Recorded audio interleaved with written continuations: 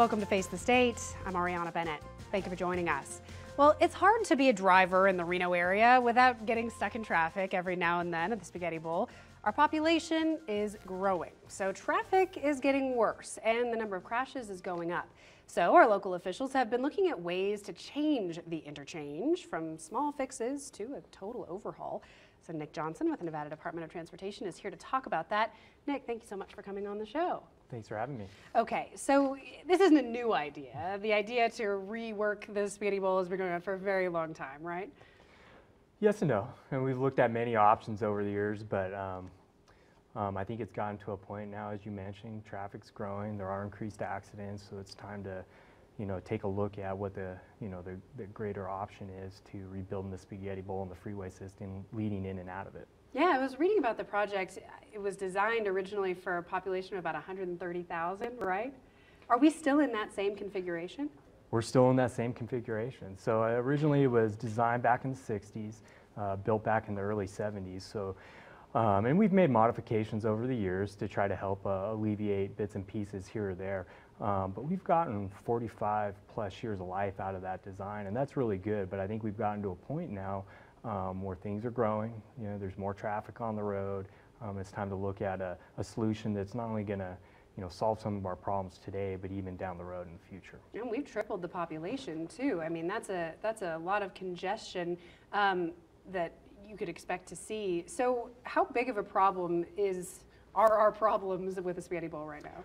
Well, I think it just depends. I mean, it depends on, if there's incidents out there or the time of day or things like that. I don't think by any means this is an unsolvable problem. I think we have solutions that we can fix, the Spaghetti Bowl and this, the surrounding freeway to get people to and from wherever they're going in a safer and quicker manner. But there's challenges out there, but I think we're on the right track to finding what the solution is. Okay, so what are the main issues, the top 3 things that need to be fixed about the Spaghetti Bowl?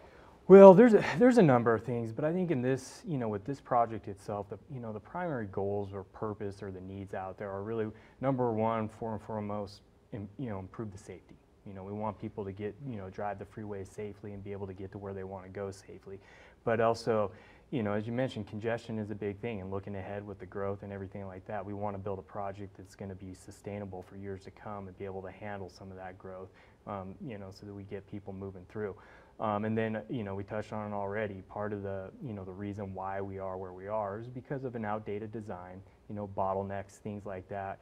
One thing I always tell people is rebuilding the ramps at the Spaghetti Bowl is somewhat of the easier part on this project.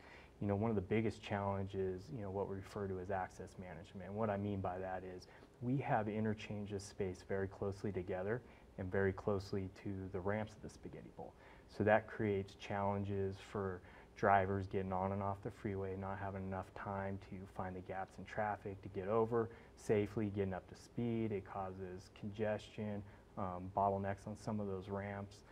So when we look at the overall project limits, yes, we are looking at the Spaghetti Bowl, but we're also looking further, down the freeway to look at how we can address those those interchanges to rebuild them so they're more efficient with the Spaghetti Bowl. Right. No, I think people laugh at us in Northern Nevada when we talk about traffic because it's obviously nothing like what you see in Southern California.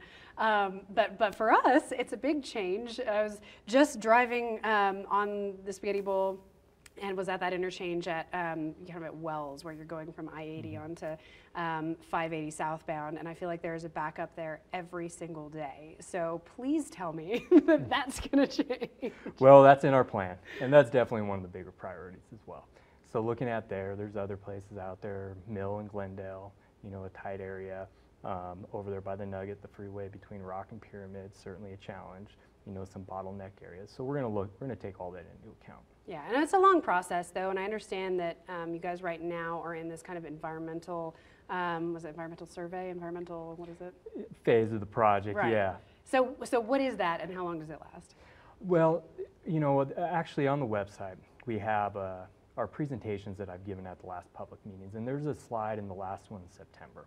And I always put this up to help kind of demonstrate or explain to people, the life cycle of the project. But we can start with some planning efforts. It could be traffic studies, it can be alternative studies, and once we get out of that, we get into that environmental phase. Now that environmental phase has to take place before we can do any of the final engineering, before we can purchase any property if we need to, and all that has to take place before we even start construction. So this environmental phase, it's a very time-intensive, resource-intensive process. And basically, what it is looking at what the needs of the project are, identifying the purpose of it, identifying the needs, and then once you have that, you develop a number of alternatives that meet that purpose and need.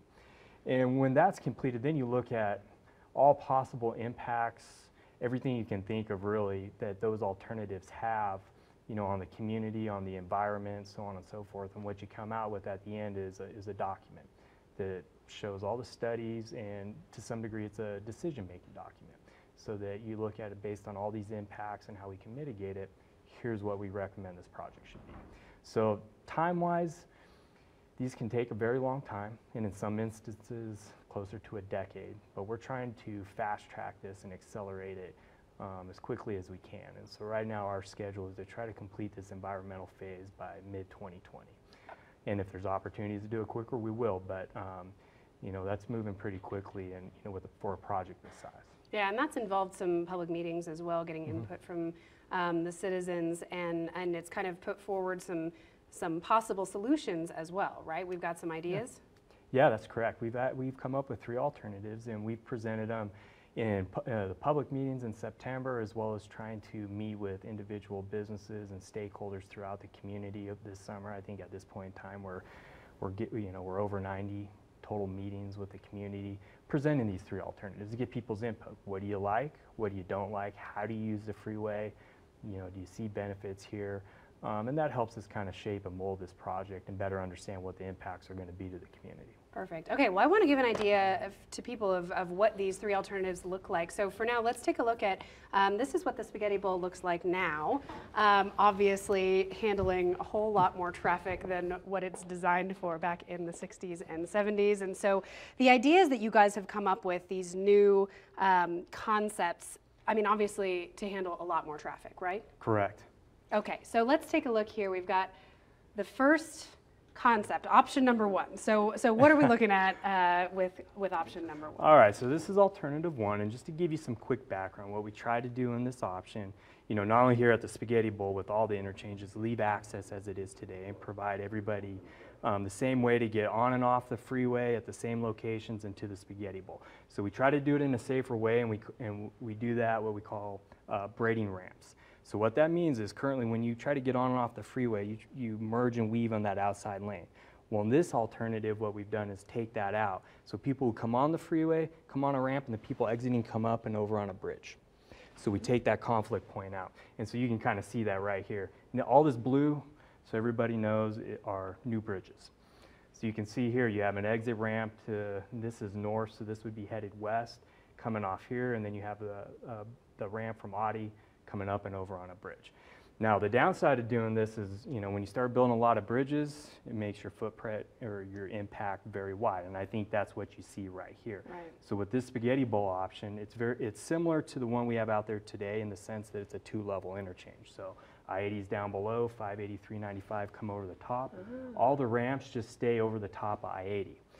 But when you keep it short like that and you design the ramps to handle more traffic and at a higher speed, it gets really wide. And I think that's what's representative here in this graphic, as you can see. So this, what we're looking at here, these little red X's, that's the current Spaghetti Bowl underneath Spaghetti there. Bowl. So that gives us an idea. This will be bigger footprint-wise. To do that, do you have to deal with purchasing land, eminent domain? Yes, you would. And so, I mean, at this point in time, we're not sure exactly what the extent of those are. There's a lot more engineering that has to go into that. But generally speaking, as you build a bigger project like that, you're most likely going to get into that. Okay, well let's quickly look at some other options here too. We just have a little bit of time left. So what are we looking at with option 2? So alternative 3, and it'll make sense as I get to this is alternative 2, excuse me, and alternative 3 will make a little more sense. But this one is sort of in between the last one we saw, and then we have a more compact version on the next one. But what we tried to do here is this is a 3-level interchange. It's the only one that we show in all our alternatives, but you can see here this darker blue or purplish color, those are flyover ramps. So this would be southbound to eastbound, or southbound 395 to eastbound I-80, and then northbound 580 to westbound I-80. And so by doing that in this alternative, we're still able to braid some ramps, but by going up a level, we can help shrink that footprint just a little bit. Okay, and then option 3. So in this option, we try to keep that footprint as compact as we possibly can. So in terms of managing access with the interchanges, we don't do the braided ramps. We try to stretch out the distance between on and off ramps. So we do that by putting loop ramps here at Audi. We do the same thing at Wells and Glendale. And then basically a very similar configuration to what's out there today. We just try to make the ramps a little bit larger so that people can get through the interchange at a quicker rate so we can keep traffic flowing. And this alternative, the goal is really to try to keep that footprint down. And so I think that's, you can see that in this. Okay, we'll pop up the look now at what the Spaghetti Bowl looks like again to give people an idea, once again, of what our current system is. Now, do you have a preference of these 3 options? Do you have a favorite? I don't think we necessarily have a favorite at this time, but we are more or less, getting a better understanding from the community, what the pros and cons of each are, and seeing if we can try to take some of that input and still modify and mold these so that we can get a right fit for the community. So do you think any of them would work as well as the other 2? I think all 3 of them are going to work very well, but I do think that, in some instances like this one, we might see some similar breakdowns way out into the future like we have today.